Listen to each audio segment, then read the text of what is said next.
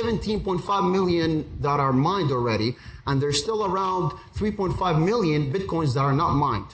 Obviously, the more bitcoins are mined, طبعا ايش يعني mined, we'll discuss in a few seconds as well. The more bitcoins are mined or extracted, to make things simpler for you to understand, from the blockchain, the more it's difficult to extract or mine more bitcoins. It's related to math algorithms. This is your major, so you probably know better in math algorithms than I do. So the more bitcoins are, again, mined, the more difficult these algorithms take to solve. So hypothetically speaking, let's say the first 20 bitcoins that were extracted or mined from the blockchain took 5 computers in order to extract. In today's world, in order to extract 1 bitcoin, you probably need computers bigger than the size of الجامعة كلها. It becomes very consuming in terms of energy, power, and time, and so on and so on. The blockchain, as I mentioned earlier, is just a distributed database to make things simpler for you. Now, the transaction recorded represents a transaction that takes place between the parties involved, and it's only confirmed if each party involved in the blockchain validates it. Now, once again, a transaction is written to the ledger or the database. It's immutable. Immutable, يعني it cannot never be erased. In today's world, governments or corporations or individuals, if they want to store database or any information, they store it in a system, right? And the system is subject to manipulation. You can change databases about, let's say, your age. You can change databases about banks or whatsoever. Now, this is the problem with the centralized world that we live in today. It's subject to manipulation and fraud. So the blockchain offers something to fix this problem. It offers a decentralized system. Here's a very simple graph between the, it shows the difference between a centralized system and a decentralized system or a distributed system. As you can tell, in today's world, everything is locked in one system, correct? The blockchain offers a system of different blocks that I'm about to explain in the next upcoming slides, where everything is stored everywhere. It's validated by everyone, it's untraceable, it's immutable, and it's not subject to manipulation.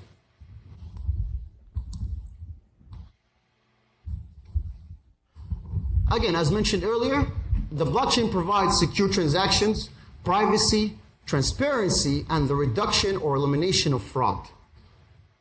طبعا by design, the blockchain was made in order to address the trust issues that was made by all these central banks or whatever corporations are occurring during today's world. طبعا the blockchain is not only made for financial transactions such as cryptocurrencies or bitcoins. Now, in today's world, it's being applied to different other transactions that we'll discuss by the end of this presentation. Here's a brief illustration of how this works. As you can tell in front of you, we have 3 different blocks, correct? These block 1, block 2, block 3. Now, for the sake of simplicity, we only illustrate 3 blocks. طبعا in the real world, there's unlimited numbers of blocks, almost. So here's the chain that connects the blocks, hence the name blockchain. Now, each block has data and a hash. Hash, you can think of a hash as a fingerprint in your real today's world, all right? And each block has a public key and a private key. To simplify things in your brains, a public key could be thought of as a bank account number that you can share with everyone. That's why it's called public, right? And a private key is, let's say, your username or password. This is only known for you, all right? So how do you validate transactions? Or how do transactions work? So once a transaction is offered to the blockchain or put in the blockchain, the users, or what they're called the miners or nodes, let's just call them users to simplify things for you. All right, the users, they grab these information or the data in order to validate. Now, once they validate, or at least one miner or one node or one user validates some of this data, he approves it and it moves through the hash, the fingerprint يعني. Okay, طبعا it's not a fingerprint, this is just an analogy للتبسيط ليكم. And it moves through the different block. And then once they move to the different block, again, the other miner or the user has to validate this other transaction in order to move to the different block, and so on and so on. Now, once if you allow me to just, تفضل. if I may say something about the hash. I mean, in our terminology, hash is actually a function from one data to another, and this function actually is very hard to calculate the inverse of the function. So it authenticates in the sense of one direction. If you want to go the other way, then you cannot actually calculate the inverse in a reasonable time or resource. نعم. Just mathematical term. I appreciate it. شكرا للمداخلة دكتور فوزي. That's something I actually never knew. All right, so we need to address, I'm a finance background, so I bring the finance background. You guys help me with the mathematical background so we can have a better understanding of what's going on, right? So شكرا للدكتور فوزي على المداخلة. I hope the basic transaction of how things occur on blockchain is clear to you. طبعا the most difficult thing in today's world when it comes to blockchain or cryptocurrencies is acquiring or recruiting talent or people that can actually develop the blockchain, develop cryptocurrencies. Companies all over the world are finding difficulties to recruit experts in this field. So as much as we discussed today, this is the best that we could get access to at least. In simple terms, there's a different analogy that I wanted to add here. It shows in today's world, the check تبعنا احنا today, and how does it look like if it's translated to a blockchain. Again, the public key is your bank account, your signature, and so on and so on. This is just for illustration analogy purposes. The question becomes, how do you acquire these bitcoins or cryptocurrencies? You can accept them as a payment for goods or services. You can exchange them with any forms of currency, or you can mine them, just like gold. So back in the days, if you want to mine gold, you will go dig in the ground and look for gold, right? It's the same thing with bitcoins. You can mine through the blockchain, through these all different math algorithms that I'm pretty sure you guys know better than I do, and come up with these bitcoins.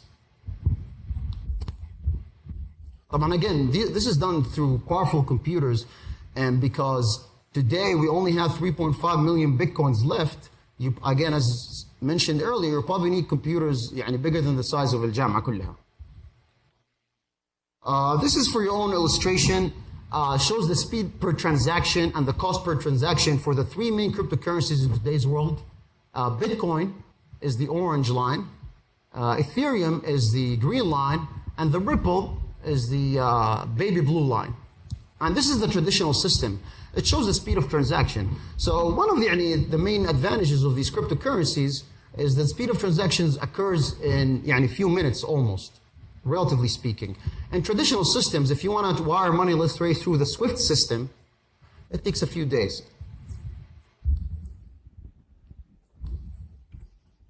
All right, so we talked about Bitcoins, the advantages, or cryptocurrencies in general. How does this work? How are they powered by blockchain? So there's a lot of challenges in today's world when it comes to cryptocurrencies. Relatively speaking, because it's still something new and unexplored. One is Bitcoins are still not widely accepted, correct? Huge price volatility, as we all know. Prices went up from up to $100 to almost $20,000. In today's world, it's trading around $3,900, close to $4,000. The question becomes, what if you buy something with Bitcoin for $15,000 and then you want a refund? How does this work in terms of dollar basis, right? Energy consumption. There was a report from the IMF that I was reading earlier. The whole system consumes energy as much as the whole country of Argentina. It's a very huge consumption of energy. There are regulation risks that are not accepted in the use of cryptocurrencies. Cybersecurity risk, I'll also leave that to the cybersecurity experts, but what we know is there's a lot of hundreds of millions of Bitcoins or cryptocurrencies that disappear or vanish. And as mentioned a few minutes earlier, the difficulties of recruitment of experts in cryptocurrencies and blockchain remains the #1 challenge for companies today. Now, the skeptical view of these cryptocurrencies come from a lot of economists and finance people that suggest that this is merely just a bubble. People are only buying it. They don't understand what they're buying. They're only riding the wave because it's going up in value and so on and so on. I just wanted to share all these skeptical views. There's a lot more skeptical views. I just highlighted 2 of them over here. So what does the future hold for blockchain?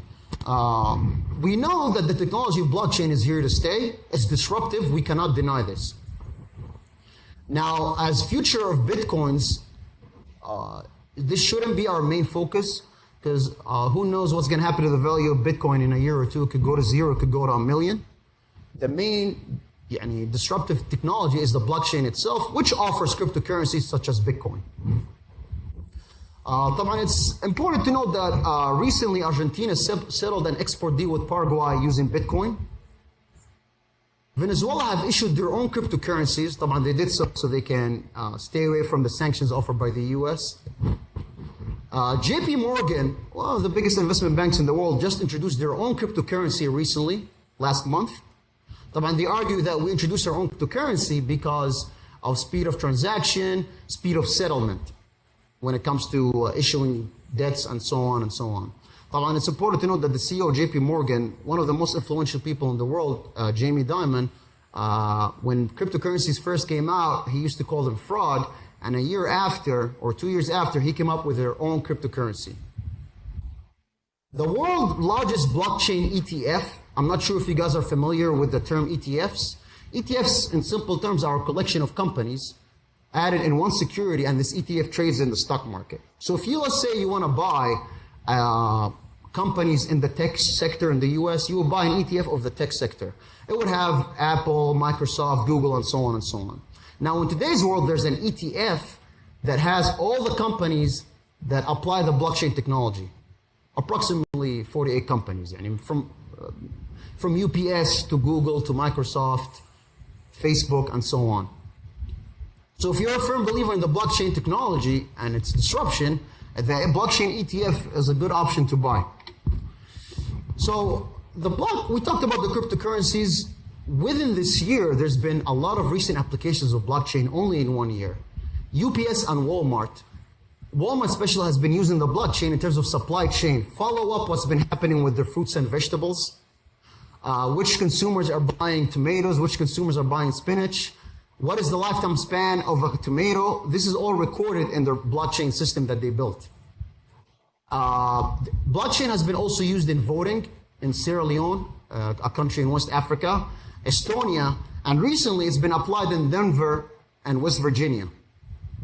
The argument is the electoral voting system in today's world, where you have to go drive somewhere to vote, is subject to manipulation. So the blockchain puts every vote into the system and makes it public, and it's not subject to any manipulation. Universities such as MIT or Duke have actually been providing different courses for blockchain in order to develop students' abilities to engage in blockchain. IBM, Alibaba, Facebook, and Google are also engaging into blockchain. IBM actually takes pride by calling themselves the leading company in blockchain provider. IBM today is a cloud service company, meaning that they provide cloud services. So hopefully the blockchain will play a big role in IBM. The New York Times, Jarida, a newspaper well known in the US, they're actually publishing the newspaper in blockchains today as well, or at least they're working on it, they're finalizing. Public transportation in Shenzhen, a high-tech city in China, have been using blockchain in order to add all invoices of public transportation into this blockchain. The Abu Dhabi National Company, oil company, has been adding all gas and oil transactions into blockchain to keep record of them. Singapore Airlines has been using blockchain in order to record the frequent flyer numbers, information about their passengers, about the flights, and so on and so on. The Royal Bank of Scotland has been using blockchain with a different financial company to keep records of mortgage payments and individuals behind these mortgage payments. MasterCard just filed a patent for their own blockchain technology to keep all information related with MasterCard users in their own blockchain. The list goes on and on. It's a huge list. Aramco also is using blockchain as well. Now they are trying it on some sectors inside Aramco to authenticate and transactions. to streamline the transactions. Yeah. And I think it's going to spread all over the country. Yes, hopefully. So طبعا the list goes on. I just named these, as you can tell. Each one that I named here has a different application of blockchain. Universities, oil companies, banks, airlines, and so on. If you look up online, there's hundreds and hundreds of applications of blockchain. So this is it for my presentation today. I hope I give you a good insight of the blockchain and cryptocurrencies. And if you guys have any questions, I'll be happy to address them. Thank you, Dr. Badr, for a very interesting lecture. And we now receive any questions here from the audience and also from our colleagues in the ladies section. Anyone has a question here? طلاب في أحد يمكن ماني شايفها في أحد؟ Yes.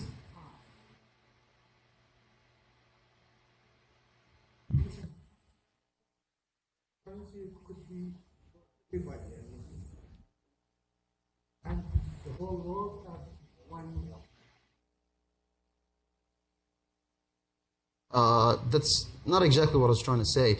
But cryptocurrencies, the difference between cryptocurrencies and let's say the dollar today is that cryptocurrencies provide value based on the supply and demand of us as such as users of this currency.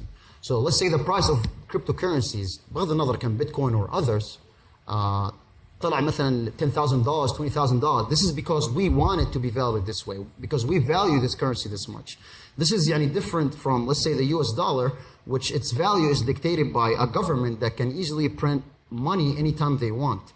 So let's say, for example, the US government printed 200 pallets of 100 US dollars and they shipped them to Ukraine or to whatever country. We don't know of this. There are no transparency in printing money. We don't know what's going on in their central bank. But the beauty of these cryptocurrencies on the blockchain, it gives access to everyone to know what's actually going on. So in terms of what's going to happen in the future, it's, we cannot predict what's going to happen. I honestly don't know.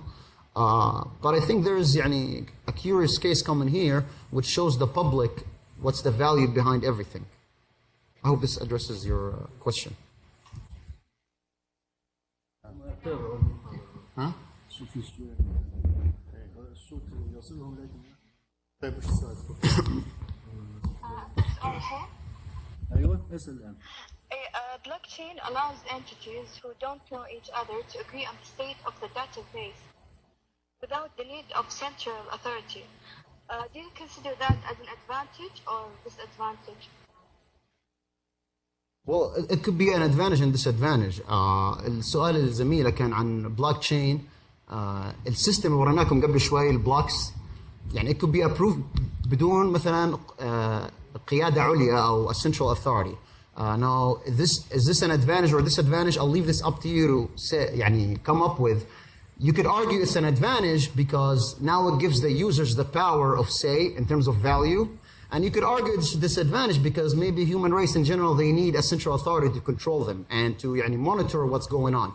So it depends on how you view things. I cannot force my views on you. I heard some opinions about this. Some people think, the use of authentication, like you mentioned now for here, Walmart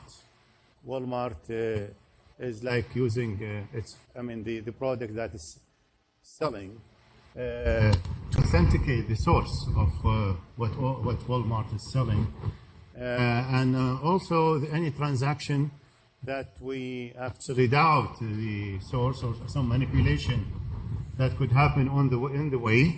This could be controlled. I think over time this will play a better role because of the transparency. No secret deals could be done because everything is publicized. Exactly. So this is a good advantage of the thing. If you allow me, I might add that, throughout the lecture, whenever crypto is mentioned, that is the role of mathematics.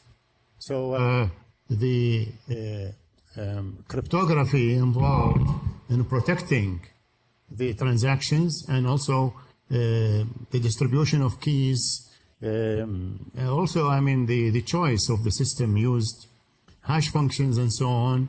This is all mathematical concepts. So this is the role of mathematics in the subject. It's quite an important and central role, and it will play even bigger role in the future.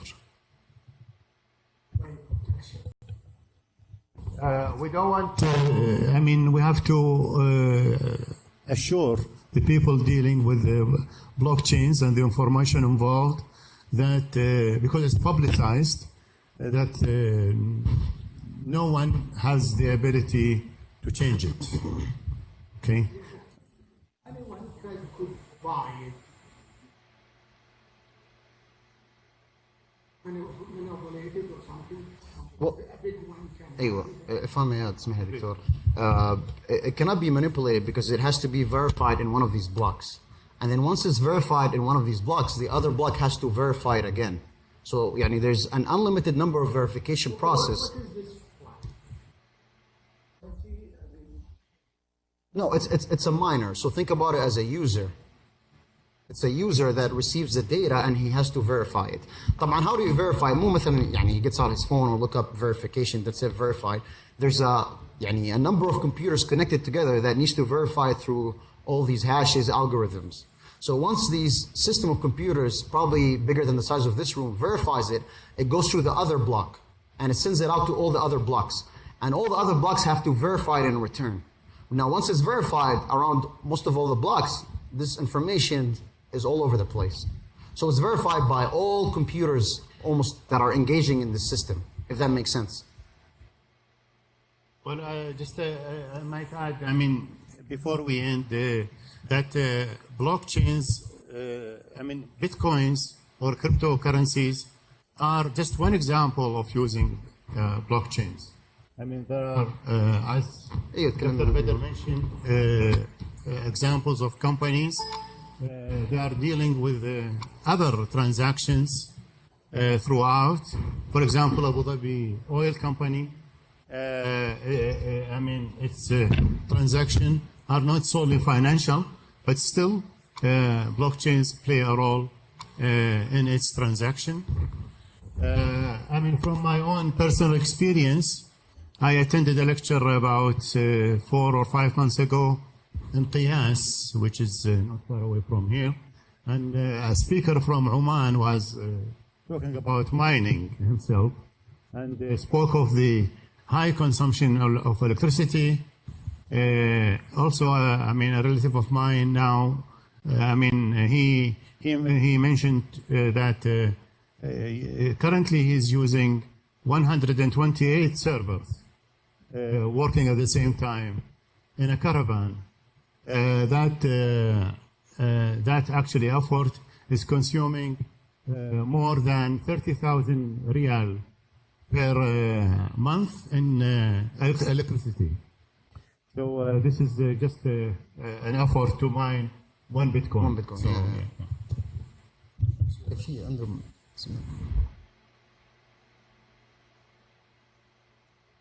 السلام عليكم. الدكتور المهندس وزير الاتصالات وتقنية المعلومات العام كشف انه تقريبا اقتصاد المملكة بحلول عام 2028 حيزدهر بمقدار 250 مليار من هذه التقنية. فكيف تجري العملية هذه؟ Honestly, I'm not really sure. ما اطلعت على الريبورت.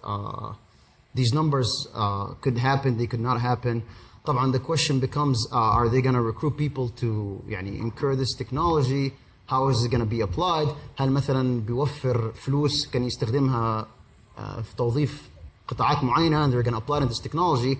It's a huge question that hasn't been addressed yet.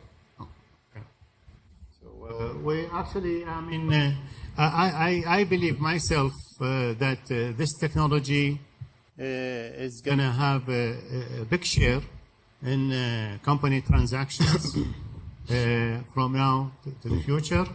As I mentioned, not necessarily in cryptocurrencies, but actually in transactions in general. So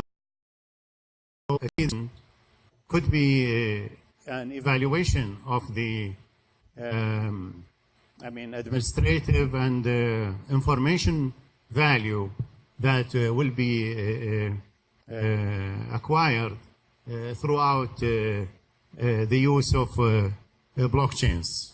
So it's a technology that we are encouraged to look into as mathematicians and as specialists in the financial sector. Financial mathematics and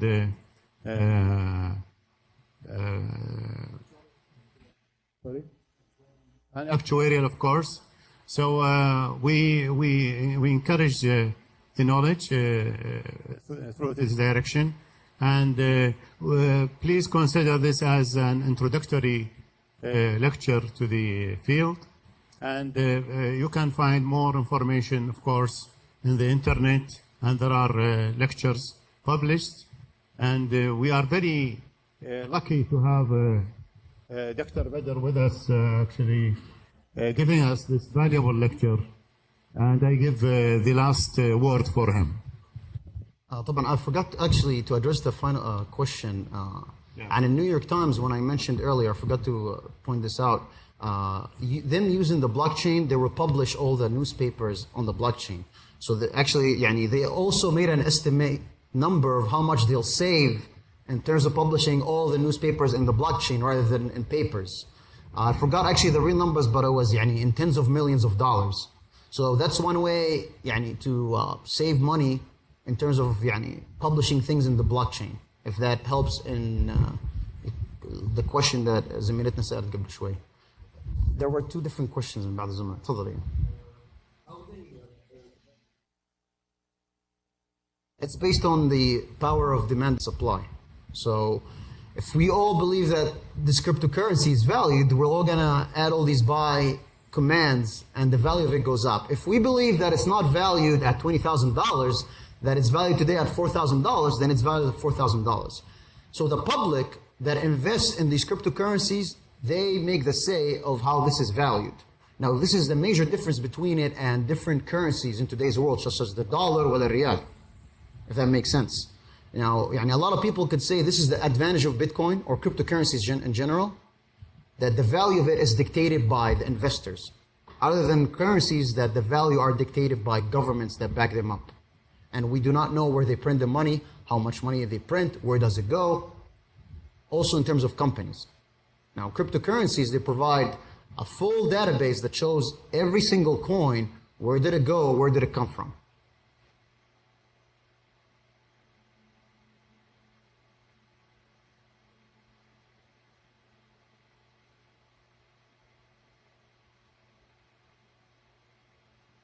الضمان حق البيتكوين again is نفس قريب من الجواب اللي قبل شوي. It's a system and it's based on what investors put their word in. So we did trust the US government back in 2005, 4, 3, 2 صحيح, and it lead in 2000. يعني احنا لو if we were American citizen living in the US in 2008, يعني a huge number of populations, millions of people got kicked out of their houses, they got fired from their jobs, because of the trust they placed in the monetary system that is placed today. طبعا, don't get me wrong, I'm not saying this is wrong, المونetary system مضروب لازم نغيره. No, this is not what I'm trying to say. It's just to show that there's a flaw in every system. And Bitcoin or cryptocurrencies, they come to try to address these flaws.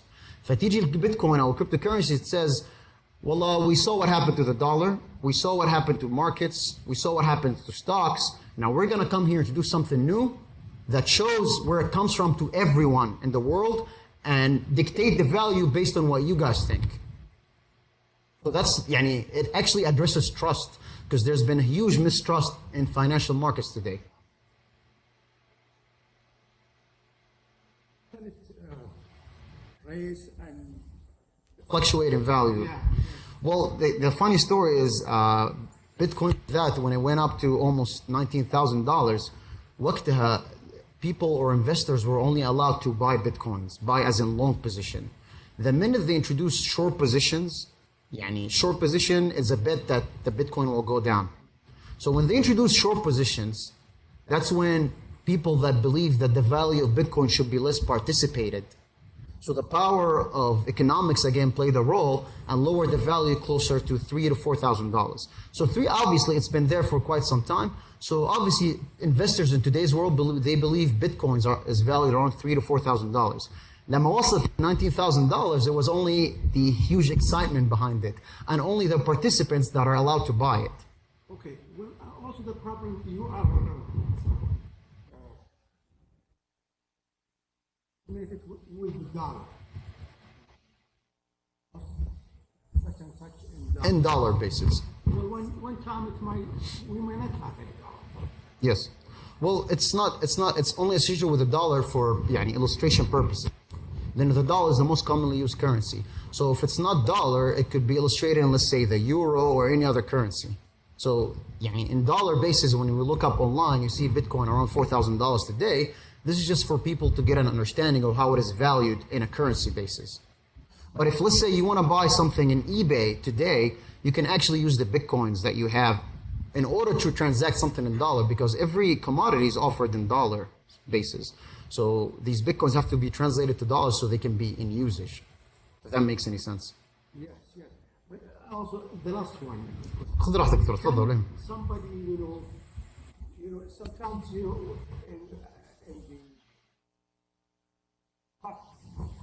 some people may buy all these Yes. monopoly. Manipulate. Yeah. Can it happen here? You said no. There's a cap. Okay.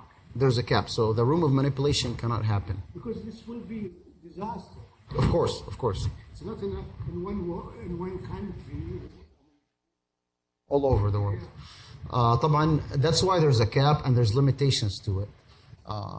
طبعا we're not trying to argue that these cryptocurrencies are 100% safe, they're the real deal, but they are actually trying to fix a problem in today's currencies. So it's دواء بسيط to try to fix things, but they're not the perfect solution. They might be, time will tell. We cannot predict the future. But what I want to add as well, beside this, in terms of price manipulation in the stock market today and the bond market, there are yearly manipulations of almost estimated to around $10 trillion. $10 trillion of manipulation. Relative to the cryptocurrency, I know it's a smaller market, so the comparison has to be different. But in terms of percentage bases, the numbers is way less than the manipulations in bonds and stocks.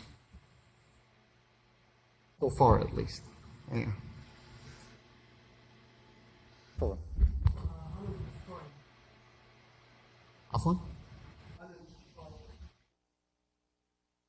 زي ما تكلمنا قبل شوي, it's limited. It's capped at 21 million.